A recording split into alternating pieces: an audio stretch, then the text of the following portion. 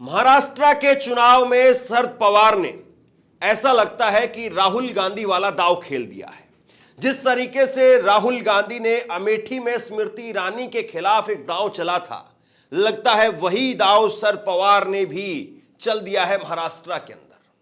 जिस तरीके से राहुल गांधी ने अपने कार्यकर्ता केएल शर्मा के हाथों स्मृति ईरानी को धूल चटवा दी थी, उसी तरह से लग रहा है कि शरद पवार बागी बगावती या उनकी भाषा में कहें तो गद्दार अजीत पवार को अपने एक छोटे से परिवार के सदस्य से चुनाव में धूल चटवाने जा रहे हैं। और इसको लेकर के अब अजीत पवार मंच पर खड़े होकर के रुआंसे हो जा रहे हैं, भावुक हो जा रहे हैं, रोने लग रहे हैं। महाराष्ट्र का चुनाव बेहद दिलचस्प मोड़ पर पहुंच गया है और महाराष्ट्र के चुनाव में जो रंग दिखाई दे रहा है उससे बीजेपी के रंग उड़े हुए हैं।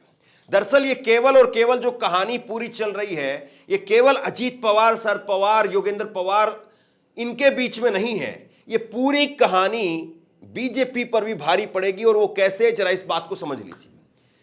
शरद पवार ने योगेंद्र पवार अपने परपौत्र को चुनावी मैदान में सामने उतारा और इसके बाद में नामांकन के बाद आज पहली बार रैली करने के लिए पहुंचे अजीत पवार मंच पर भावुक हो गए, रोने लगे।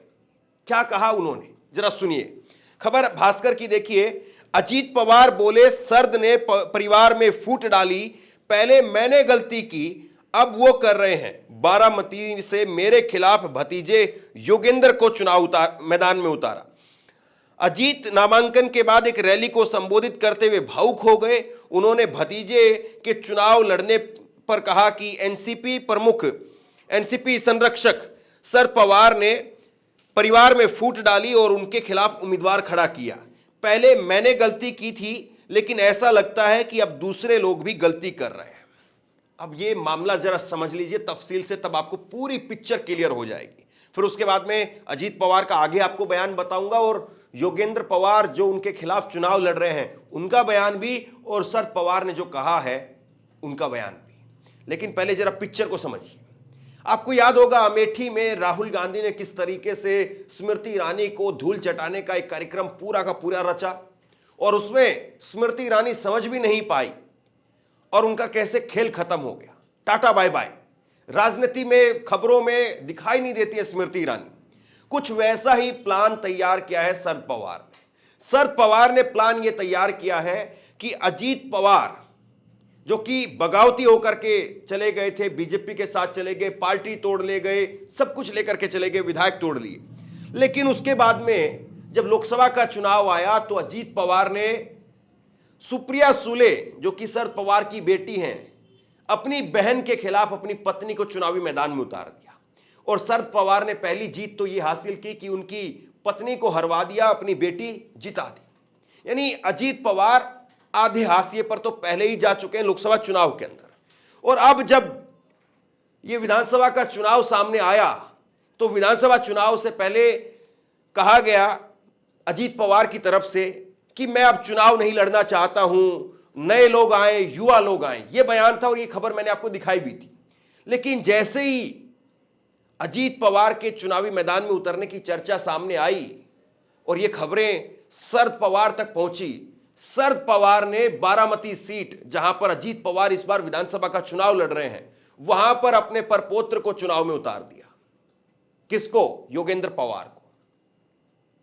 योगेंद्र पवार अजीत पवार के भतीजे हैं और जो गेम अजीत पवार ने शरद पवार के साथ किया था, आज वही चीज शरद पवार अजीत पवार के साथ कर रहे हैं। और अगर इस गेम में अब यहां पर अजीत पवार हारे, ये बिल्कुल नॉकआउट पर आ गया मामला, तो फिर उसके बाद में सब कुछ खत्म।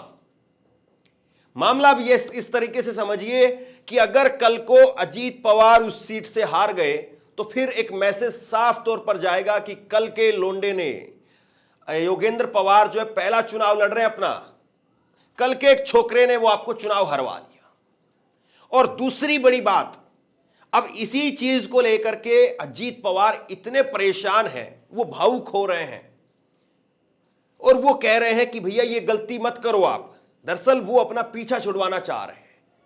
अब शरद पवार ने वहां पर अपने प्रपोत्र को जब से चुनावी मैदान में उतारा है, तब से उन्होंने एक सीधा मैसेज दे दिया पूरे महाराष्ट्र में कि हमारे बीच में कोई फ्रेंडली मैच नहीं है, कोई फैमिली मैच भी नहीं है कि चलिए ठीक है परिवार में आपस में कोई जीता कोई हारा तो कोई फर्क नहीं पड़ा। नहीं साहब, ये गद्दारों को हिसाब चुकता करने का चुनाव है।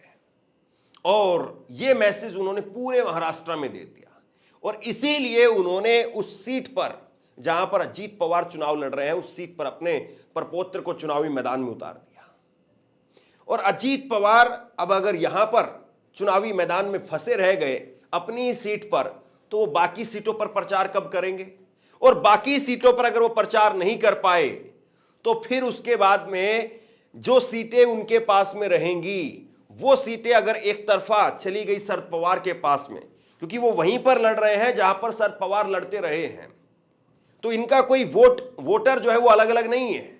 जो वोटर पहले शरद पवार के नाम पर वोट करता रहा, उसी वोटर से इनको इस बार वोट अपने लिए डलवाना है। और अगर ये सारे वोटर चले गए शरद पवार की तरफ, अजीत पवार की तरफ कोई नहीं आया, तो फिर उसके बाद में बीजेपी की हालत भी बहुत बुरी और बद से बदतर हो जाएगी। क्योंकि जो सीटों का गणित चाहिए सरकार बनाने के लिए, वो फिर आप कैसे हासिल करेंगे? यही चीज जो है वो अजीत पवार को परेशान कर रही है। अजीत पवार ने आगे कहा, राजनीति को इतने निचले स्तर पर नहीं लाया जाना चाहिए, क्योंकि पीढ़ियों को एक होने में समय लगता है, परिवार को तोड़ने में एक पल भी नहीं लगता है। पवार ने बहन सुप्रिया सुले के खिलाफ अपनी पत्नी सुनित्रा को लोकसभा चुनाव लड़वाया था। हालांकि बाद में उन्होंने कहा कि मुझे ऐसा नहीं करना चाहिए था। अब क्या कहेंगे साहब इसको आप? मतलब आप वो कह रहे हैं कि भाई परिवार में ऐसा नहीं करना चाहिए, पीढ़ियों को एक होने में, एक परिवार को एक होने में पीढ़ियां लग जाती हैं और तोड़ने में एक पल भी नहीं लगता।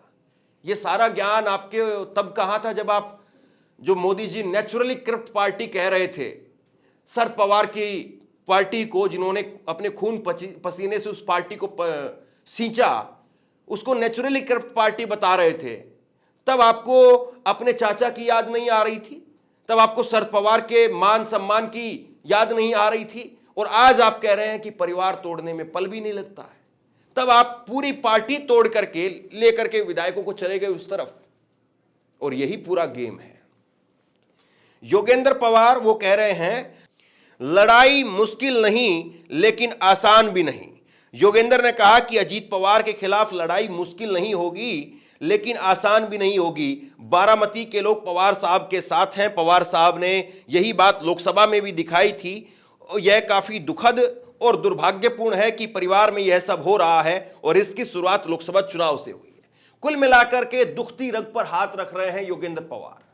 वो कह रहे हैं कि ये जो लड़ाई है वो मुश्किल नहीं है लेकिन आसान भी नहीं। और वो कह रहे हैं कि भाई सब परिवार के लोग वो शरद पवार के साथ में हैं, और ये हमने शुरुआत नहीं की है, ये शुरुआत उन्होंने की है। हम तो केवल उसको अब खत्म कर रहे हैं, एक अंजाम तक पहुंचा रहे हैं।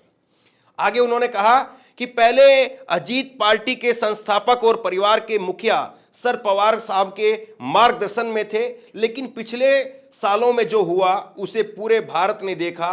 पार्टी टूटने के बाद चुनाव आयोग ने उन्हें चुनाव चिन्ह भी दे दिया। हालांकि परिवार में हम सभी ने फैसला किया कि हमें पवार साहब के साथ रहना चाहिए, क्योंकि वो एनसीपी के संस्थापक हैं, वे परिवार के मुखिया हैं, और उनकी वजह से न केवल बारामती बल्कि आसपास के लोगों का भी विकास हुआ है।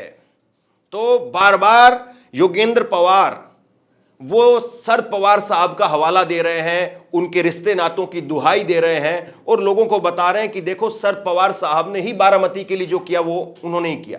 हालांकि ये आपको बता दूं कि बारामती से, इस सीट से लगातार अजीत पवार जीतते रहे, लेकिन देखिए साहब समय जो है वो बदल भी जाता है। समय जो है वो बदल जाता है। आप इंडियन टीम की क्रिकेट की अगर जर्सी पहन करके खेलते हैं तो आपका जो दर्शक का दायरा होता है वो अलग होता है, और जब आप इंडियन टीम की, क्रिकेट टीम की जो जर्सी है उसको छोड़ करके आप जो है वो आईपीएल में उतर जाते हैं, और आईपीएल में उतर करके कोलकाता के लिए खेलते हैं या चेन्नई के लिए खेलते हैं, मुंबई के लिए खेलते हैं या फिर दिल्ली के लिए खेलते हैं, तब फिर आपका दर्शक का जो दायरा है वो अलग हो जाता है। और यही चीज अब अजीत पवार को समझ में आ रही है और शरद पवार बार बार अपने रिश्ते नातों की दुहाई दे रहे हैं। शरद पवार साहब ने क्या कहा वो भी देखिए। शरद पवार बोले, जनादेश को विनम्रता से स्वीकार करें। उन्होंने कहा कि 57 साल पहले मैं बारामती से नामांकन दाखिल करने पहली बार आया था, तब से लोगों ने उन्हें प्यार दिया। मेरा बारामती के लोगों के साथ तब से जुड़ाव है। सभी युवा उम्मीदवारों को मेरा सुझाव है कि लोगों के साथ जुड़ाव बनाए रखें, विनम्र रहें और जनादेश को विनम्रता से स्वीकार रहें। शरद पवार ने आगे कहा कि विपक्षी महाविकास आघाड़ी राज्य की कुल 288 सीटों में से 90 से 95% सीटों पर आम सहमति पर पहुंच गई है। हमारी लड़ाई उन लोगों के खिलाफ है जिन्होंने राजनीतिक दलों में फूट डाली और विचारधारा से समझौता किया। जो लोग सत्ता में हैं उन्होंने लोगों की स्थायी समस्याओं का समाधान नहीं किया। तो शरद पवार बड़ी सुलझे हुए तरीके से इस बात को कह रहे हैं कि जितने भी युवा लोग हैं, मतलब उन्होंने साफ इशारा कर दिया। अब जो अजीत पवार साहब हैं वो तो उम्र के इस वक्त में 65 वर्ष में के पड़ाव पर पहुंच चुके हैं। अब युवा कौन है? युवा तो योगेंद्र है। तो उन्होंने साफ इशारा कर दिया कि युवा लोगों के साथ में आप चले जाइए। हालांकि अब मंच पर तो वो उन्हीं के हैं और आधिकारिक तौर पर उन्हीं की पार्टी के सिंबल पर हैं वो, लेकिन एक मैसेज देने वाली बात है। और जब कोई बड़ा नेता होता है तो वो छिछोरे तरीके से मैसेज नहीं देता है, वो बड़े सुलझे हुए तरीके से मैसेज देता है। और यही शरद पवार साहब की जो है वो एक तरीके से राजनीति के अंदर गहराई है कि वो उनके अंदर जो चल रहा है, उनके दिमाग में जो चल रहा है, उनके राइट हैंड में क्या है वो लेफ्ट हैंड को पता नहीं चलता है। ये जो है वो शरद पवार साहब की खूबी कही जाती है। बहरहाल राहुल गांधी ने अमेठी में जो पटकनी दी थी उसका किसी को अंदाजा भी नहीं था और वो बहुत सरप्राइजिंग तौर पर था। कांग्रेस के लोगों ने और तमाम लोगों ने कहा कि राहुल गांधी ने एक बड़ा गलत फैसला ले लिया, लेकिन देखिए राहुल गांधी ने, कांग्रेस पार्टी ने अमेठी में कर दिखाया था। अब चुनौती वो है शरद पवार साहब के सामने। और शरद पवार क्या वाकई अपने अपमान का बदला, क्योंकि राहुल गांधी का भी वो एक तरीके से राजनीतिक तौर पर अपमान किया गया था कि देखो हमने अमेठी से डरा करके भगा दिया, तो अब शरद पवार भी क्या अपने अपमान का बदला और अपना हिसाब किताब और वो गद्दारों वाली जो पूरी कहानी है उसका दी एंड यहां पर कर पाएंगे? सवाल ये है। बहरहाल महाराष्ट्र में लड़ाई बेहद दिलचस्प हो गई है और बीजेपी इस लड़ाई को देख करके अंदर खाने सहमी हुई है कि दो धुरंधर आपस में टकरा रहे हैं और ऐसे में संभावनाएं जितनी शरद पवार की हैं उतनी अजीत पवार की नहीं है। अगर अजीत पवार की संभावनाएं होती तो बीजेपी के लिए बल्ले बल्ले था, लेकिन अब शरद पवार की संभावनाएं ज्यादा है तो बीजेपी को भी डर लगना स्वाभाविक है। महाराष्ट्र की राजनीति पर लगातार नजर बनाए रखिए और शरद पवार के इस दांव पर आप क्या सोचते हैं? क्या अजीत पवार अपनी आखिरी लड़ाई जीतकर वापसी कर पाएंगे या अजीत पवार की इस बार विदाई तय हो गई है? नीचे कमेंट बॉक्स में अपनी राय लिख करके जरूर बताइए। इस वीडियो को शेयर कीजिए और इसी तरह की तमाम खबरों के लिए ऑनलाइन न्यूज़ इंडिया को सब्सक्राइब कीजिए। आपका बहुत बहुत धन्यवाद।